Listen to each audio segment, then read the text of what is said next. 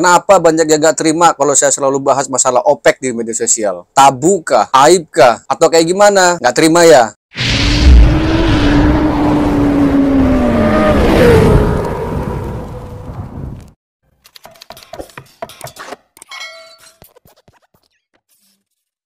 Oke, assalamualaikum warahmatullahi wabarakatuh. Jumpa lagi bersama saya di Somplak. Alhamdulillah. Terima kasih kawan-kawan sudah mampir di video saya. Mungkin kalau yang nggak suka silahkan skip. Kalau yang suka ya tonton sampai habis agar tidak gagal paham apa yang saya sampaikan.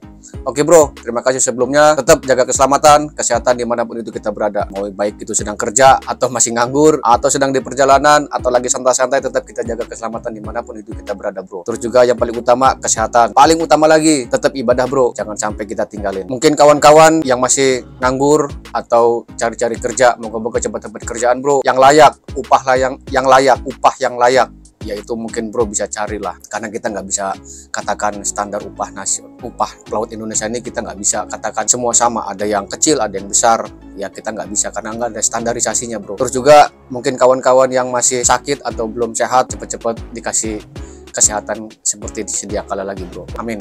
Terus juga seperti biasa subscribe, like dan komen ya. Kalau nggak suka terserah lah, atau mau di komen seperti apa saya akan terima, mau kritik, saran atau memberi dukungan ya terima kasih.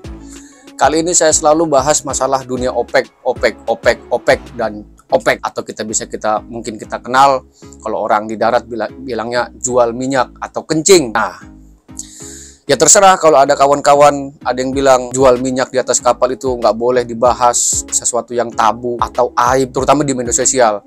Sekarang gini bro, pertanyaannya, kenapa kawan-kawan terutama yang nggak suka atau kaum hater yang nggak suka dengan postingan saya, atau nggak suka dengan video saya, atau nggak suka dengan argumen saya bahwa saya mengatakan bahwa OPEC itu harus diungkap, bukan masalah apa-apa bro. Sekarang gini pertanyaannya, kenapa hal demikian kita nggak publikasikan, sedangkan kita selalu keluar-keluar masalah minta upah layak? Nah itu yang jadi pertanyaannya. Nah kalaupun dibalik lagi karena upahnya nggak layak, salah ente bro. Kalian pikir salah ente? Udah jelas-jelas di dalam peraturan undang-undangnya aja itu Indonesia sebetulnya bisa ada standar upah nasional, ada upah yang layak yang harusnya dikeluarkan oleh pemerintah. Cuma pelautnya itu tadi sendiri itu bro. Saya nggak menyalahkan, saya sendiri pelaut, bukan berarti saya sudah nyaman, sudah aman, bukan. Saya di sini mengajak bro, karena biar gimana pun saya peduli. Nggak selamanya kita mau menjual minyak terus, nggak selamanya kita mau apa-apa harus mengandalkan OPEC terus. Ya kalau ada, kalau nggak ada apa coba? Ya kan paling bilang saya cuma banyak bacot doang. Ya nggak apa-apa, itulah kerjaan saya di media sosial. Karena saya nggak bisa apa-apa.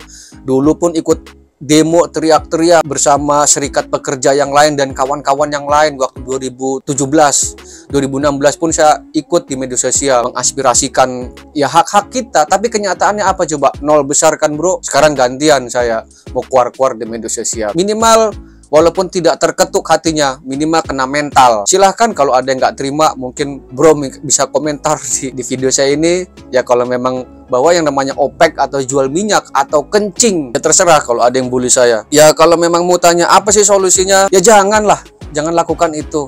Dalam segi agama pun kita tahu itu dosa, biar gimana pun itu nggak boleh. Tarik dulu bro. Sorry ngerokok ya.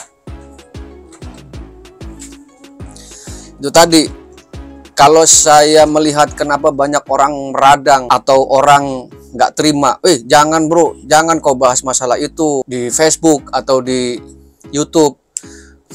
Itu justru cara-cara orang yang terbelakang kalau bagi saya. Karena gini, dia menutupi kekurangan dia, sedangkan dia sebetulnya butuh upah yang layak, butuh sesuatu yang lebih. Bukan dengan cara seperti itu, curi-curi minyak perusahaan. Nanti kalau perusahaan tahu, justru malah saya membuat video ini biar perusahaan tahu, perusahaan Indonesia. Mungkin bapak-bapak atau ibu-ibu yang kerja di perusahaan pelayaran yang punya kapalnya, ya itulah kerjaan orang kapal. Tapi tidak semua pak. Ada, ya dulu mungkin lebih parah.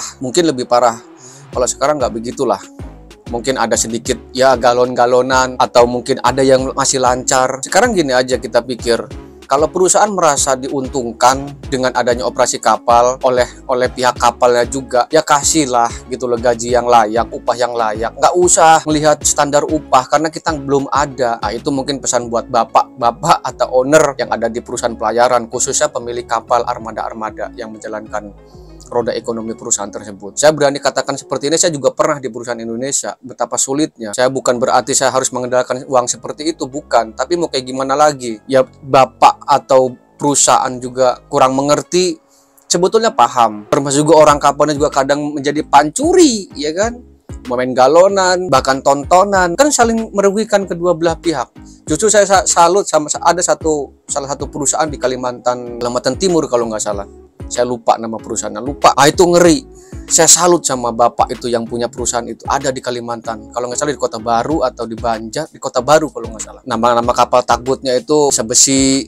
Nah, mungkin kawan-kawan tahu lah. Saya lupa nama perusahaan itu. Mungkin kawan-kawan bisa tulis di kolom komentar. Itu EB-nya aja di kapal tugboat, saya dengar itu 7 juta bro. Waktu saya di kapal tugboatnya Tugboat Indonesia juga yang pernah merapat bareng di pelabuhan. Saya tanya gaji 7 juta. Nggak ada apa-apa. Nggak ada kencing. Nggak ada pumping. Nggak ada jual minyak. Nggak ada OPEC. Karena bosnya tahu dunia kapal. Bahkan jika ada kru yang tertangkap di perusahaan itu, habis. Dulu pemain, bosnya saya tahu. Saya lupa namanya, lupa, mungkin kawan-kawan bisa isi di kolom komentar. Saya salut justru sama perusahaan itu. Dia merekrut kru dengan katakan dengan bikin aturan, kau jangan coba-coba kau nurunkan minyak walaupun setetes itu.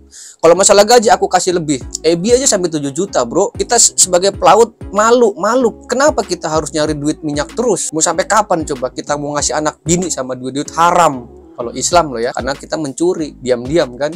Itu perusahaan itu bagus. Saya baru tahu itu perusahaan yang betul-betul cara berpikirnya gini, sehat dia. Gak usah kau coba-coba mau jual minyakku. Karena mungkin aku juga dulu tahu kelakuan kalian. Makanya aku kasih gaji yang lebih, yang bagus. Tugboat aja EB-nya 7 juta bro. Mungkin ada uang premi di dalam, ada uang trip, uang makannya juga. Kan hebat itu, bayangkan. Tugboat loh. EB gimana perwiranya? 7 juta segitu. Saya pernah langsung ngobrol langsung sama salah satu krunya waktu di Batam. Kami pernah tender bareng, sandar lah di pelabuhan. Di dock kalau nggak salah, lupa saya.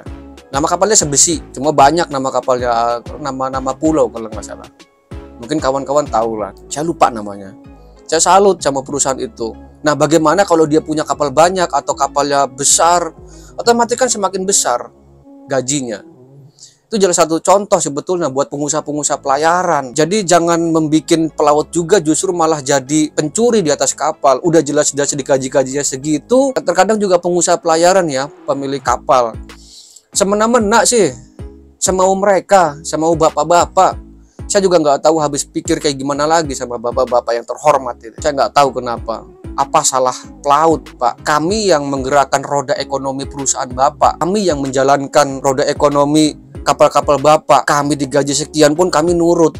Bahkan dipres pemakaian. Tapi kadang gaji pun nggak lancar. Akhirnya apa coba yang kami lakukan? Mencuri kan? Walaupun pemerintah belum atau tidak menurunkan aturan adanya standaris yang upah yang layak, minimal di atas UMK UMR lah. Jangan yang saya lihat 2.500.000, 3 juta. Aduh Pak, kami kontrak aja 1 tahun minimal ya kan. Terus juga nggak bisa pulang, kerjanya dari hari Senin ketemu hari Minggu. Kita 24 jam, dalam arti walaupun ada jam kerjanya, kita nggak bisa 8 jam atau 10 jam kerja. Kadang tengah malam pun di saat kapal sandar. Nah itu tadi Pak, gitu loh. Ini mungkin saya sekilas bicara masalah dengan pihak perusahaan. Bukan saya tidak memihak perusahaan, terkadang perusahaan seperti itu. Bahkan orang kapalnya pun sama seperti itu. Bahkan ada yang main pihak orang kapal dengan pihak perusahaan. Banyak oknum yang seperti itu. Saya pernah melakukan hal demikian. Bukan saya so tahu bro, saya sudah belayar belum lama, mungkin kurang lebih ya berapa tahun lah, lupa saya. Dari 2005 kalau nggak salah. Kapal satu tahun tuh bisa 2, bisa 3. Saya bajing loncat dulu. Bajing loncat. Zaman dulu kan masih gampang nyari kerjaan. Sekarang susah. Itu tadi, pengangguran di mana-mana. Nyetak ijazah kelas 3, kelas 4 itu gampang. Dengan banyaknya akademi. Aduh, saya nggak mau bahas masalah kayak gitu lagi lah. Nah, kembali masalah dunia jual minyak, kencing, OPEC yang saya bahas di media sosial banyak yang meradang. Saya nggak ada maksud lain. Maksud saya hanya ingin mengajak kawan-kawan untuk merubah pola pikir. Jangan selalu melulu yang diandalkan OPEC. OPEC jual minyak kencing. Kasihan bro anak bini, biar kayak gimana pun nggak berkah. Saya pernah ngalamin, kawan-kawan juga yang nonton video ini mungkin pernah ngalamin, nggak berkah. Kalau ada yang bilang katanya saya munafik, itu terserah. Saya lebih baik dibilang munafik daripada saya dibilang penjahat, atau saya dibilang dibilang saya ini cuma bacot doang. Terserah, mau dibilang apa terserah. Kalaupun saya mencemar nama baik pelaut Indonesia, laporin bro. Saya bukan nantang. Kalau saya mencemarkan nama baik pelaut Indonesia, laporin. Jujur malah saya senang kalau ada yang bahas permasalahan apa yang saya bahas ini, masalah dunia OPEC. Saya mau ungkap kok, biar semua tahu bahwa saya suka bahas masalah dunia OPEC, dunia pumping minyak di atas kapal, khususnya dalam negeri nih, terutama. Kalau luar negeri saya nggak punya kuasa itu, karena ranahnya ranah luar negeri. Kalaupun mungkin kawan-kawan yang di Indonesia yang sistemnya chip engine atau KKM yang potong atas, itu urusan dia. Mau dikasih atau enggak itu urusan dia. Itu pun sama pencurian. Udahlah bro, hal-hal yang demikian nggak usah lah gitu loh. Ya kalau misalkan apa solusinya, jadi somplak, lo ngoceh aja dari tadi, dari kemarin-kemarin, dari video-video juga yang sebelumnya saya ngoceh aja. Solusinya, tolak upah murah, bersatu bro. Kalau masalah urusan perut, harus kerja. Ya memang harus kerja. Cuma janganlah gitu loh. Udah jelas-jelas gajinya kecil, kalian terima. Mereka kesenangan bro perusahaan ini. Dikasih iming-iming gaji cuma 2 juta. Kalian tahu bekerja di darat kayak gimana. Coba kan gajinya mungkin lebih besar. Bagi yang pemula terutama. Jangan mengatasnamakan pengen mencari pengalaman. Jangan. Bertahan. Bisa kita mungkin istilahnya nyari informasi lewat kawan. Sabar. Memang berat. Ini sesuatu yang kompleks. Kita sudah tahu. Permasalahan dunia pelaut Indonesia ini kompleks. Mau nyari kerjaan susah, sekalinya ada kerjaan gaji kecil kita embat dengan alasan klasik, urusan lapar, dia disomplak, urusan perut, pengen makan, akhirnya disikat itu gaji yang kecil. Akhirnya yang lain coba lu ngomong, nah itu tadi kita nggak bisa bersatu, itu aja kita nggak bisa bersatu. Cobalah yang berpikir yang maju. Pelaut Indonesia katanya pengelaut yang dikenal di dunia internasional, segala macam bullshit kalau bagi saya. Bullshit, tipu itu semua. Tipu. Kenyataannya di negeri sendiri seperti apa coba? Ya kan? Mungkin kalau yang di luar negerinya iya, dikenal mereka. Cuma kalau di Indonesia negeri sendiri bro, istilahnya seperti ini. Semut di seberang lautan kelihatan. Gajah bengkak di depan mata, kita nggak bisa ngelihat. Tuh, hujan emas di negeri orang, hujan batu di negeri sendiri. Ya kan? Tuh.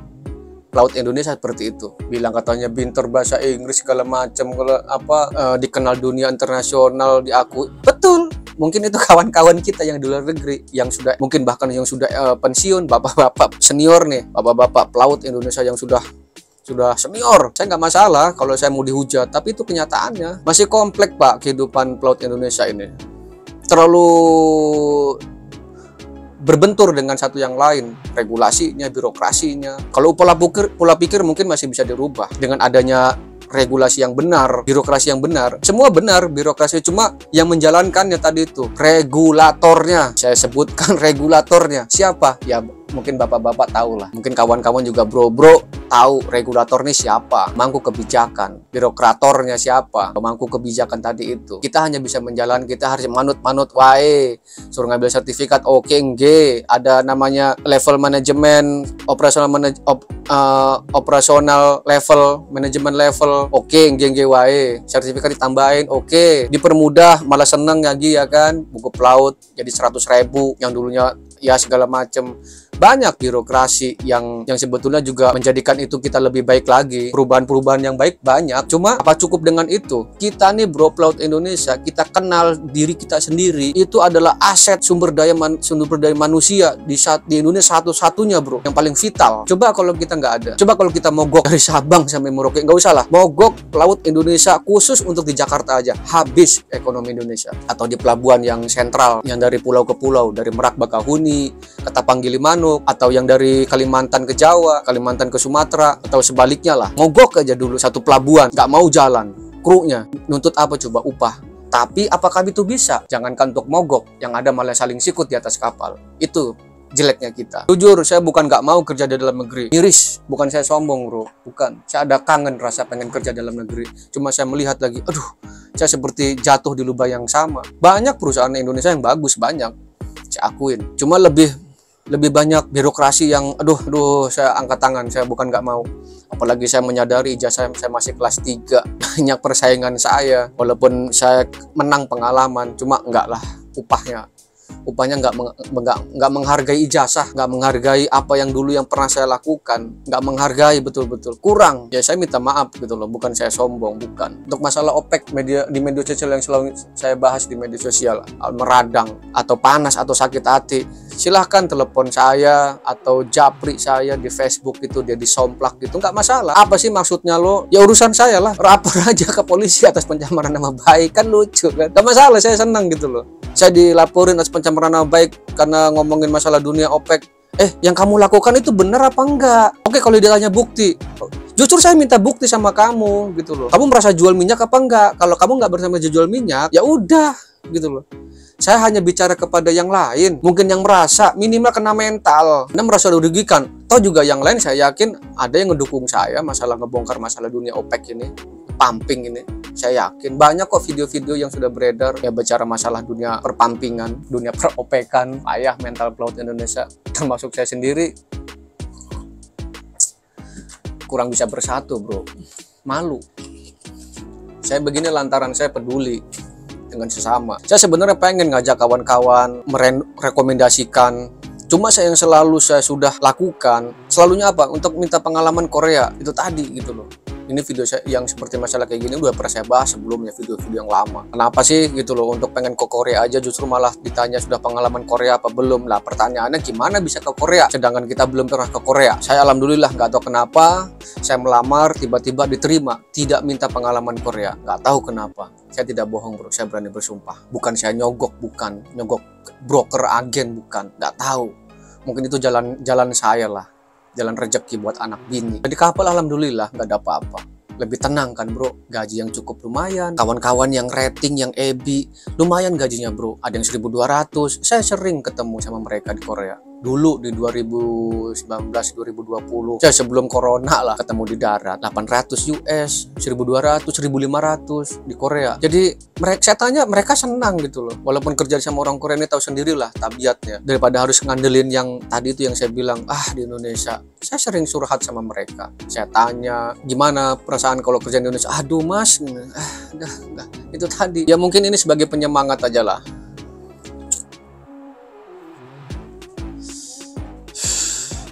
Bukan saya sombong, bukan. Di sini saya mengajak sama kawan-kawan, janganlah kita selalu mengandalkan OPEC terus. Ya iyalah, abang kan enak kerjanya gini nih. Saya nggak pernah minta, saya pengen enak, nggak pernah minta, saya nggak pernah minta. Bukan perkara saya lagi di posisi yang sudah nyaman, bukan, sudah enak, bukan. Kalau saya mau di posisi kawan-kawan kebalikannya, saya berontak langsung, saya berontak. Saya ini butuh upah yang layak loh, butuh gaji yang minimal memanusiakan saya. Ya kalau ya saya beruntung di kelas 3. Mungkin kawan-kawan ada yang lebih parah dari saya, tapi paling tidak ini buat motivasi. Kawan-kawan juga ada yang kelas 3 yang justru malah lebih parah gajinya. Saya pernah ngeliat kelas 3 gaji jadi EBI loh di Facebook gitu, postingan kawan-kawan, kan miris gitu loh. Kelas 2 bahkan ditakbut, malu gitu loh. Mau sampai kapan coba? Jadi gini, jangan pernah berharap mau ada upah standarisasi pelaut Indonesia sedangkan kalian aja saling baku hantam di bawah, ya kan, baku hantam di kapal. Justru malah diam-diam minyak perusahaan dijual. Jangan pernah berharap itu adanya upah standar upah nasional. Jangan pernah berharap. Justru kalian diketawain sama perusahaan pelayaran, sama bos, sama owner. Ada persatuannya mereka.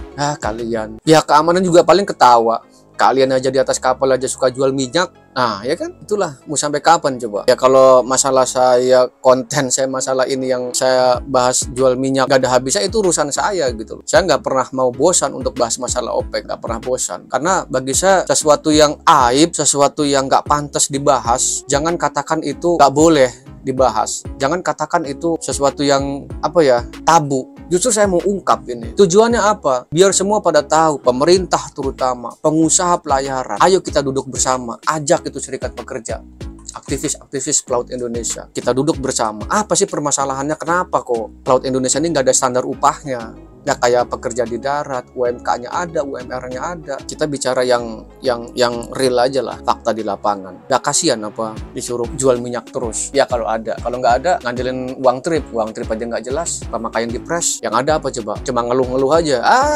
Nggak ada habisnya bro. Saya bukan berarti di posisi nyaman, bukan. Saya justru malah lebih parah dari kalian. Dulu pernah mau saya habisin itu minyak, gajinya parah. Saya dulu pernah jadi chip engine di Takbul, salah satu perusahaan, gaji chip engine cuma berapa? 1.800.000 bro. Tapi saya nggak mau sebut nama perusahaannya lah, kan parah kan. Saya mau, akhirnya cuma berapa bulan saya habisin itu minyak. Udahlah gitu loh, kita nggak bisa bersatu. Saya nuntut sama perusahaan kok. Ditanya lagi, kenapa kamu mau? Ya paling tidak pak, jangan segini lah pak. Di saat saya melamar pun, duh pak segini pak. Ya kalau kamu mau syukur, kalau nggak mau ya udah nanti cari yang lain.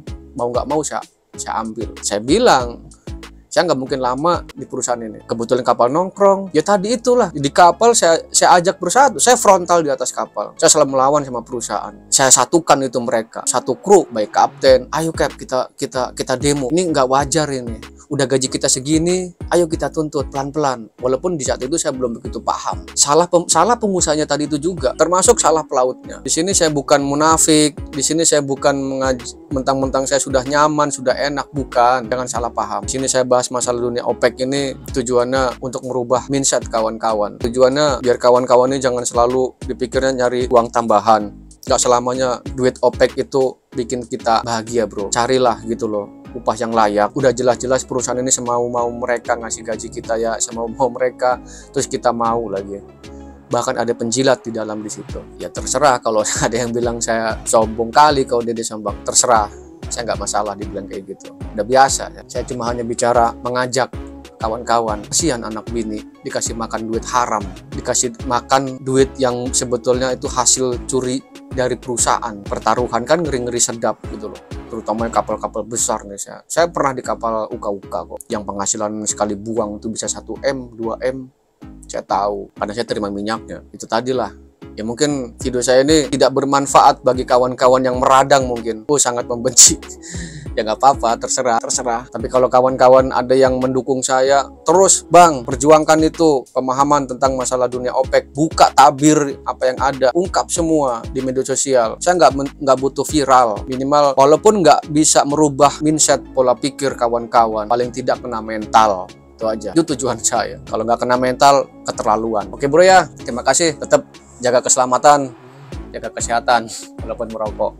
Parah. Jaga keselamatan di saat kita berada, dimanapun kita berada. Terus juga yang paling utama, berdoa bro. Bagi kawan-kawan mungkin yang masih nyari kerjaan, pengen kerja, istilahnya mau cari gaji yang lumayan, gaji yang katakanlah layak lah. Saya selalu mendoakan kawan-kawan supaya cepat on board bro. Mungkin kawan-kawan juga yang lagi sakit, ya moga-moga cepat diberikan kesembuhan bro. Amin. Biar kita juga bisa beraktivitas seperti biasanya. Oke bro, gitu aja. Tetap sehat, tetap semangat. Jangan lupa juga biasa subscribe, like, dan komen di Somplak. Assalamualaikum warahmatullahi wabarakatuh.